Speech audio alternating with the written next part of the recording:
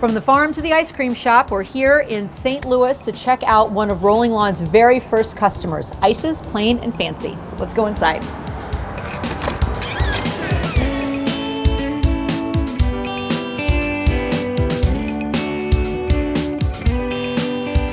My name is Max Krask. I'm one of the founders of Ice's Plain and Fancy, and yeah, we make liquid nitrogen ice cream. Really, we weren't intending to be a nitrogen ice cream shop. We were just going to be a shop that makes really good ice cream.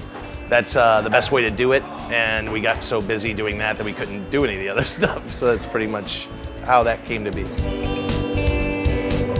My favorite reaction when people come in here for the first time is they look around and they say, "Do you have snow cones?" And I say, "No, we do liquid nitrogen ice cream." And they go, "What?" So we'll explain the process to them, and they watch it, and they're like, "Oh, whoa." The invention was by Mrs. Agnes Marshall. She was a giant Victorian ice cream chef. She was like a Martha Stewart sort of character. She lectured, she did cookbooks, she had products, she remodeled and modernized kitchens. We're named after her cookbook, Ice's Plain and Fancy. She met a Polish guy that had compressed air. They called it liquid air then. And she immediately thought, oh, I can make great ice cream out of this. And she did, and it was like a superb product because it freezes so quickly, the ice crystals stay really small, so you have a really silky, dense texture that you don't get by doing any other way. It is like a science experiment all the time. It's super cool.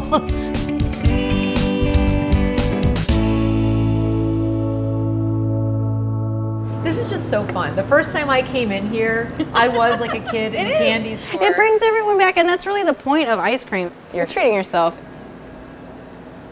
All right. Okay, so show me how the magic happens. So, first thing we do, take our base and we'll measure it out. We're gonna make a regular, so we'll put in a little 8 ounces. So it comes up to about a scoop and a half, 2 scoops. We'll add some mint in here. And this is cream to mint, the real stuff. Yep. It's your hand-chopped chocolate. Hand-chopped chocolate. Awesome. Hang it on this guy. Start him on low. The first one we measure, you can't really see it. You'll see, so we just kind of like get used to the weight. Surprise! And it's cold. I can feel it. It is It's cold. like this cold vapor. Give him a minute. You can hear it start to work. You can't really see what you're doing, so you just kind of have to listen to the mixer. Just gonna torch it a little because it sticks to the sides.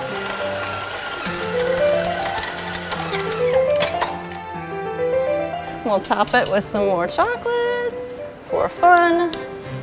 And voila, there it is. And it took about a minute. Yeah. It's magic.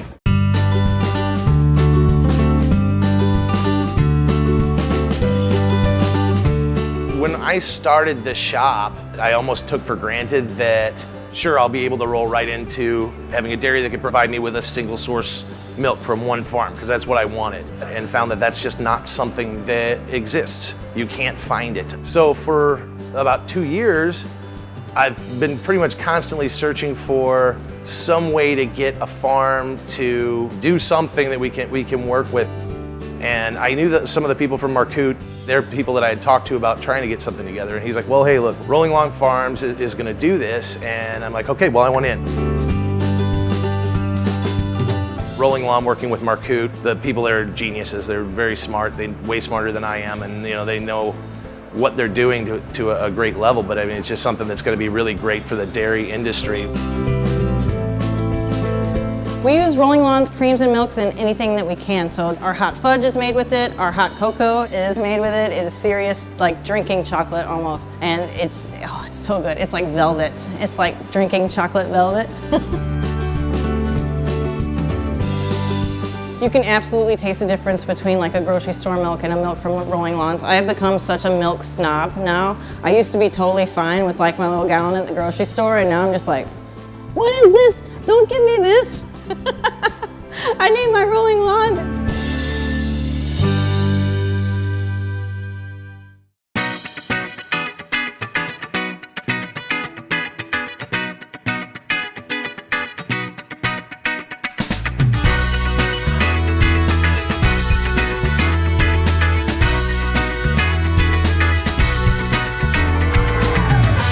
You made ice cream. I made ice cream. And I love making ice cream at home. But this is way faster. Normally it takes hours. Yeah. This is kind of perfect. Check it out. I made that. You want to lick the bowl?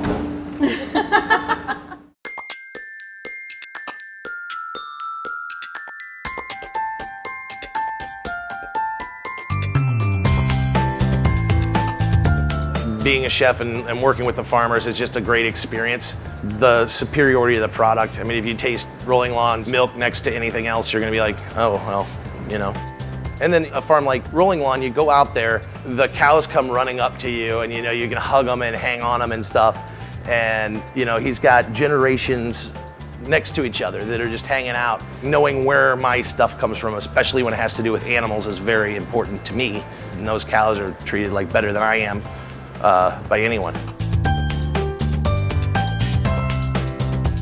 There's a whole bunch of factors that make it important to us that, you know, if we got to run a little higher food cost so that we can run that product, it's totally worth it. If you're gonna treat yourself, you need to do it right. Pay the extra $1, we'll pay the extra $1. It's gonna just be the best ice cream you've ever had.